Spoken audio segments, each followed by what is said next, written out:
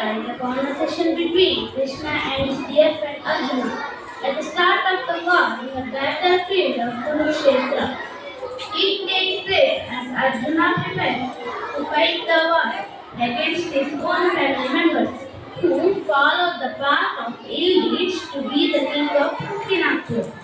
During their conversation, Krishna talks about many concepts of life. The first one is the concept of birth and death, that there is no true death to the soul but shedding of the body that has completed its role on earth.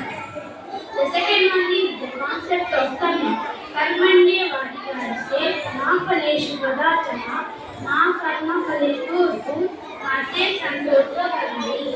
That every action has its own consequences, and these consequences decide the course of our life.